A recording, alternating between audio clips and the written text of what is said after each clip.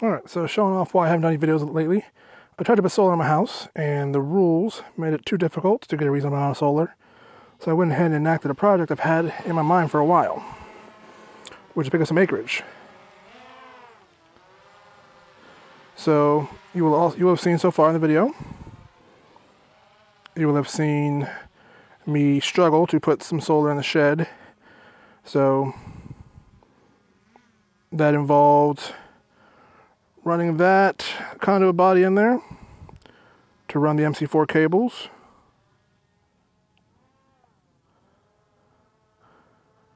For that 680 watts of solar.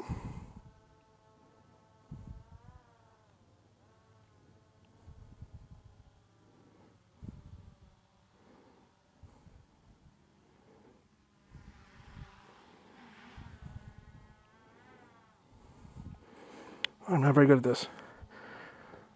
So yeah, so that was that. So I'll go ahead and show you around the property. So it's about 22 acres. Really?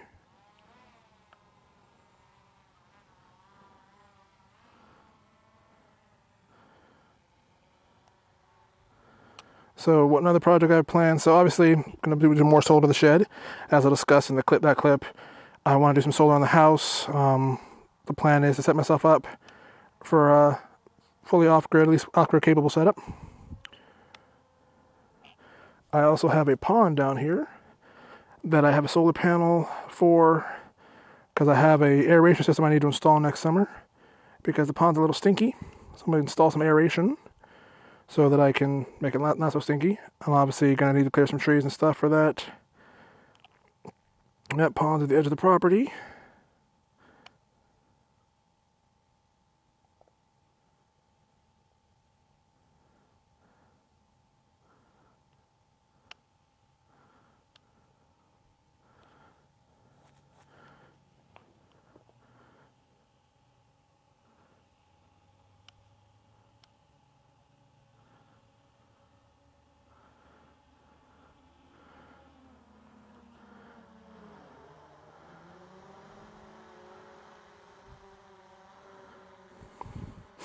So that's the house for now.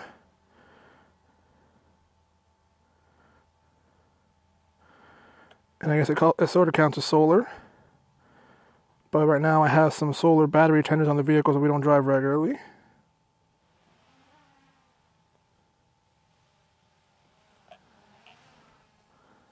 Go a little slower.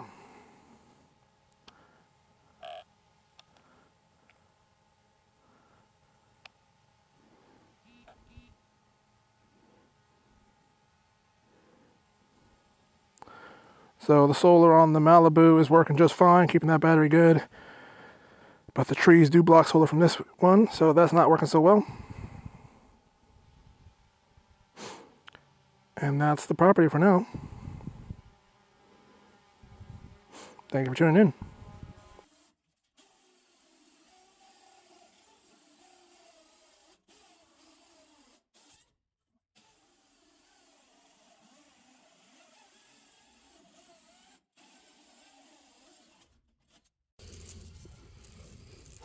Let me see the conduit body. I should have bought more than 1 pound.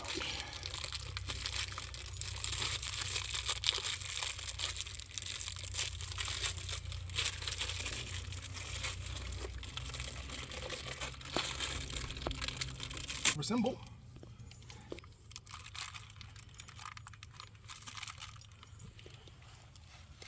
Sorry, too much.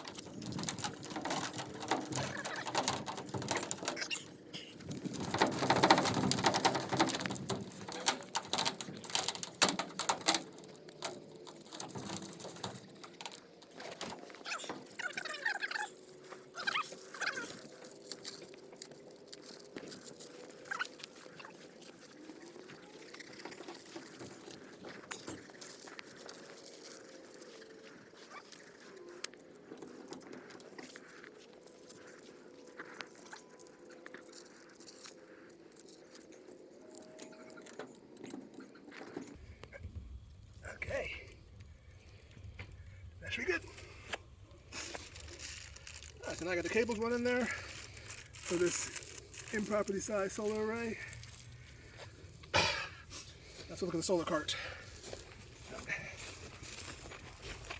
So the goal with this is to put in a AC200. To put in the AC200 to run to charge stuff in there. Right now I have it on a cart, so we need to put it around the area. I just have my microphone right now, but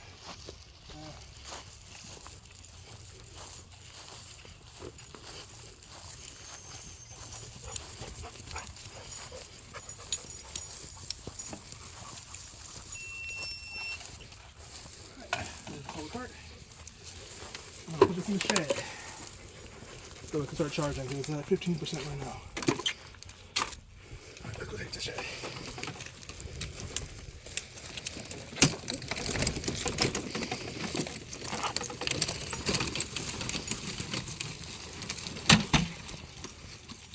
Son of a bitch. I got the house anyway.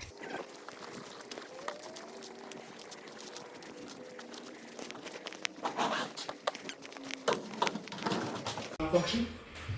So okay, now we got hooked up. Right now it's an overcast day, so I'm getting no power. But so the goal with this is to charge a Ryobi zero-turn mower. Now the problem is the zero-turn mower has a 5 kilowatt-hour battery. I think it takes about 3 hours or so to charge. This had a 2 kilowatt-hour battery, and the AC inverter shutting off. That's a problem. So what I'm going to do, there's a charge enhancer on here. I've tested it so far. I get a little more juice. I have a 1.2 kilowatt hour DIY Jehu Garcia type battery, PCB battery. So with that 1.2 kilowatt hours, I took the 600 watt hours out of the Mylene that went bad.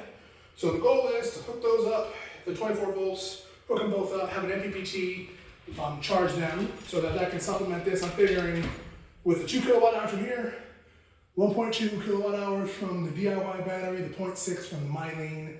They give me what? Almost 4 kilowatt hours. Realistically, it'll be 3.5. I'm figuring if I can 3.5 banked in here on a good day when solar's coming in, that'll be enough to charge the battery. 3 kilowatt hours with so right out there,